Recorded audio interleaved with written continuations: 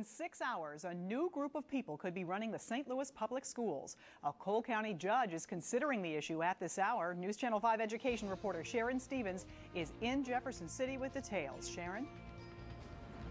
Well, Kay, at midnight, the elected St. Louis School Board is scheduled to lose its authority to an appointed transitional board. The district appealed to Judge Richard Callahan to delay the state takeover. The Missouri Board of Education has declared St. Louis unaccredited, and the plan is to have the transition team govern the district for an unspecified number of years because of low test scores and budget problems. The elected board would remain, but what its role would be, if any, is in dispute. If the governance issue is not sorted out and no one knows who has what authority, and decisions come to a halt, and then each decision is contested by the other board, you could easily see complete chaos in the St. Louis School District. We think the law is pretty clear that the basic powers of the St. Louis School Board transfer to the transitional board, and then it is authorized to govern the school district. Now, what exactly those basic powers are hasn't quite been explained yet. We do know that Superintendent Diana Borisaw could remain the superintendent, or she could be replaced if the transitional board comes into power at midnight as scheduled. And a transitional board could not only choose its own person, but decide what to pay that person. We'll have much more on this in the days ahead. Reporting live from Jefferson City, I'm Sharon Stevens. Back to you. And we now know the members of that three-person board scheduled to take over the St. Louis School District tomorrow. They are Chesterfield businessman Rick Sullivan, Richard Gaines, a businessman and former president of the St. Louis Board of Education, and Melanie Adams, the first executive director of Teach for America. She currently works for the Missouri History Museum. To be successful in providing a quality education for all students in the city of St. Louis. And I recognize there are a lot of barriers, but barriers should not be excuses to a good education. There are a lot of models out there that are showing that there are children in poverty from broken homes, as you say, that are doing well academically. And I think it's just important for St. Louis and for the Special Administrative Board to seek out those models and put them in place. The transition board was chosen by St. Louis Mayor Francis Slay, Aldermanic President Louis Reed, and Governor Matt Blunt. Their first meeting is scheduled for tomorrow morning. But first, breaking news. A judge clears the way for a state takeover of the St. Louis School District starting tomorrow. A judge within the hour denied the current St. Louis School Board's appeal for a temporary restraining order. Fox News' Teresa Woodard joins us now live with reaction to this late ruling. Teresa?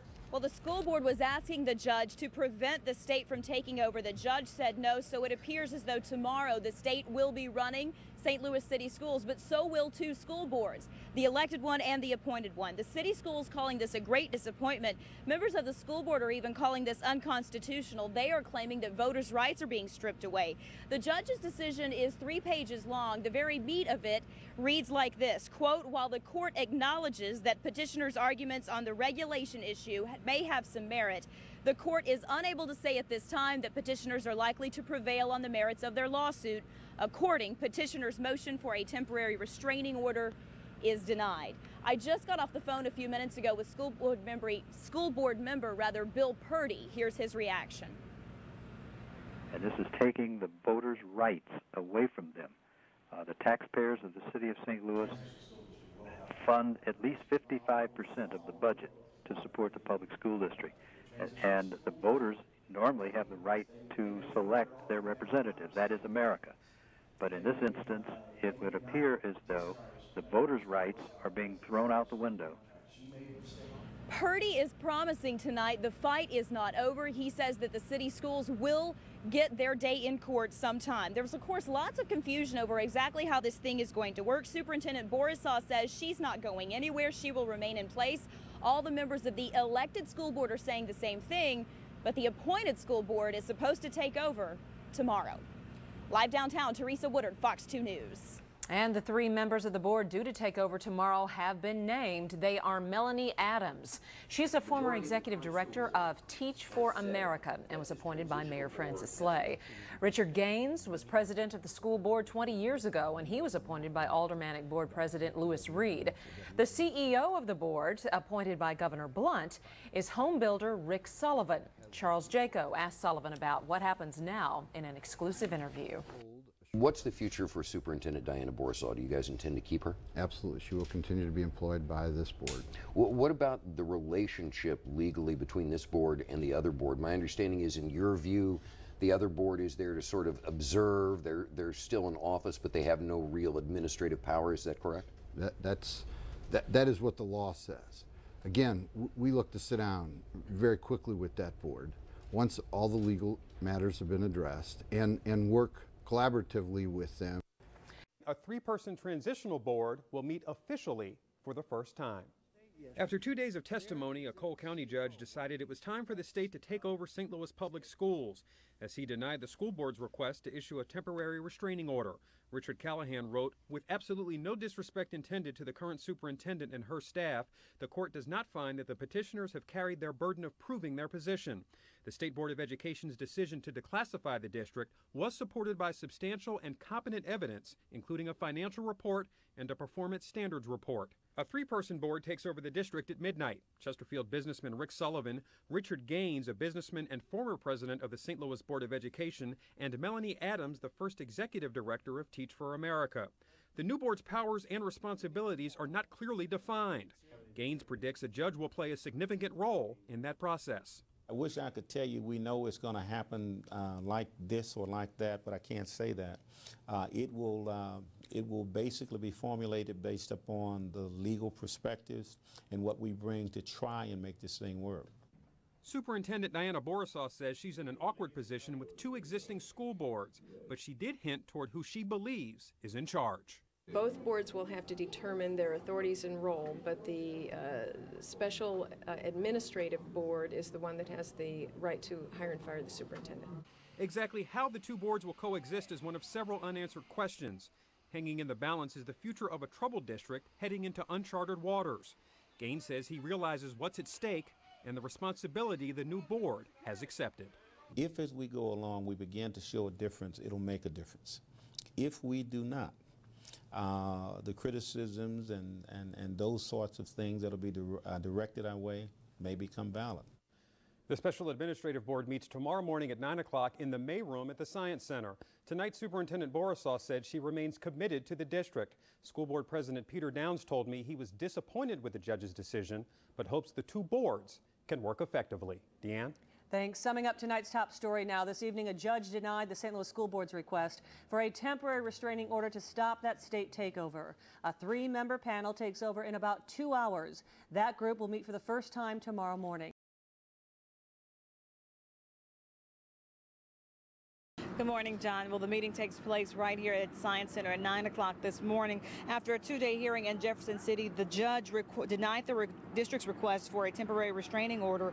He says they may have a point about whether state regulations are about a takeover too vague, but it wasn't enough to stop that takeover. The district had said it would appeal, so today a 3-member appointed board is set to take over the district. Mayor Francis Slay appointed Melanie Adams, a former executive director of Teach for America. Richard Gaines was president of the school board about 20 years ago. He was appointed by Aldermanic Board President Lewis Reed.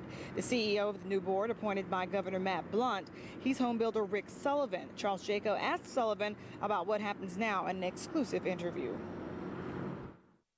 What's the future for Superintendent Diana Borisaw? Do you guys intend to keep her? Absolutely. She will continue to be employed by this board. And this is taking the voters' rights away from them. The taxpayers of the city of St. Louis fund at least 55% of the budget to support the public school district. And the voters normally have the right to select their representatives. That is America. But in this instance, it would appear as though the voters' rights are being thrown out the window. It's a new day in the St. Louis Public Schools. An appointed 3-member transition panel is now running Missouri's largest school district. The Special Administrative Board's first meeting was held this morning at the Science Center, the day after a circuit court judge rejected a request from the elected school board to issue a temporary restraining order. CEO Rick Sullivan and panel members Melanie Adams and Richard Gaines asked the community for their help. The community meeting is set for next Tuesday at the Science Center at 5:30. The new board says providing a good education for city students is their top priority. There's a lot of basic things that need to be done very, very well on a daily basis. And it's the responsibility of this board to make sure the administration, the teachers, the principals have the resources they need to do their job.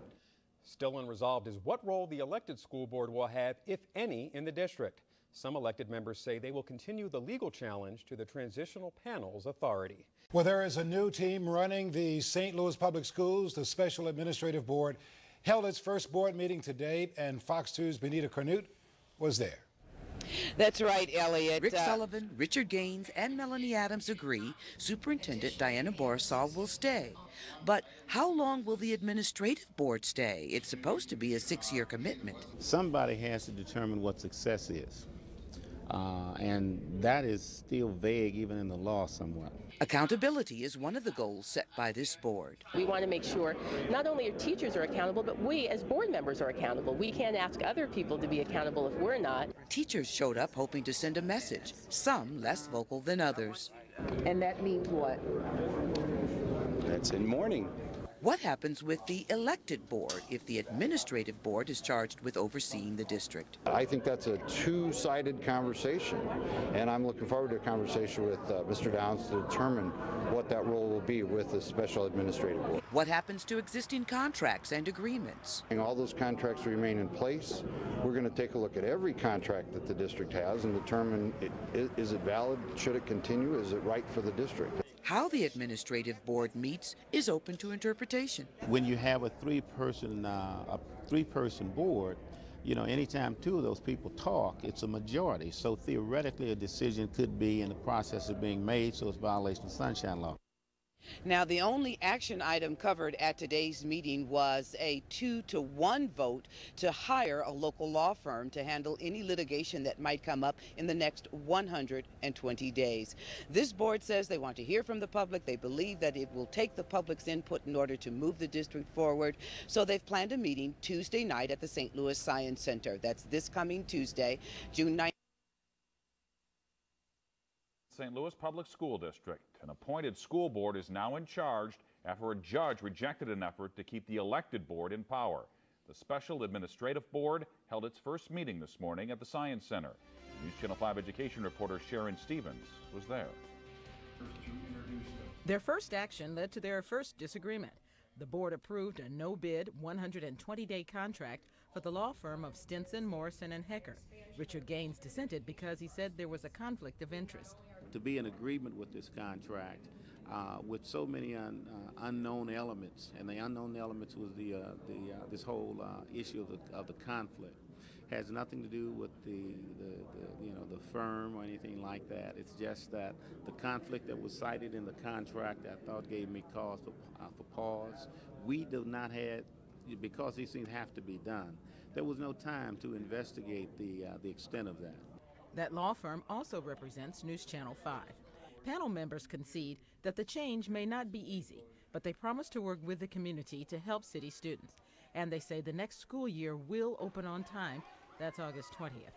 CEO Rick Sullivan says it all starts with the basics. The kids have to be at school on time. The nutrition has to be good. The curriculum's got to be right.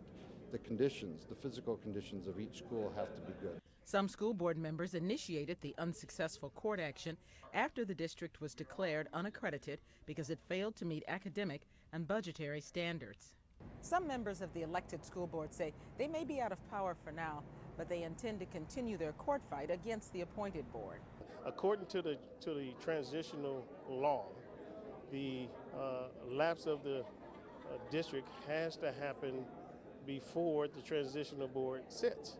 So it appears that they put the cart before the horse. Superintendent Diana Borisov also fought the takeover, but the board says she will remain on the job. Sharon Stevens, News Channel 5. Some teachers wore black armbands to this morning's meeting, saying they were in mourning for the district. Next Tuesday, the Special Administrative Board will hold a meet.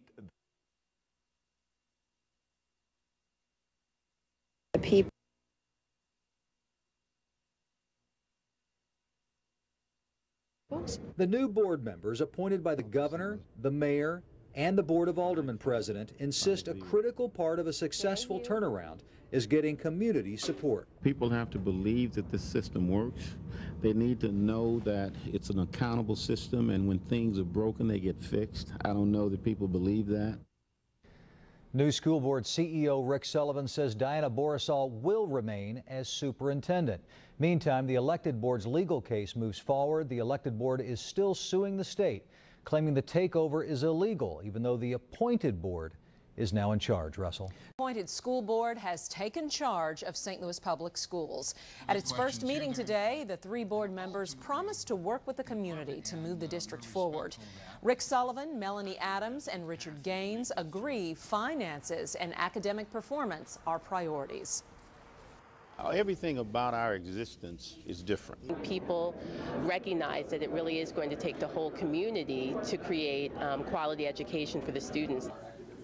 The future of the elected board for St. Louis Public Schools is still unclear, but Sullivan made it clear that the administrative board is responsible for running the district. Well, no state takeover of any city schools has ever been able to improve academics in the lowest performing schools.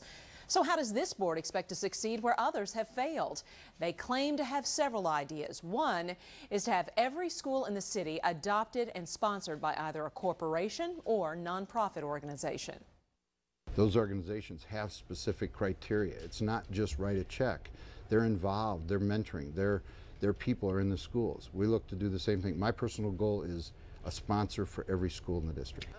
And you can see Charles Jaco's full interview with Transitional Board CEO Rick Sullivan tomorrow night at 6:30 on the Jaco Report, and again Sunday morning at 8:30.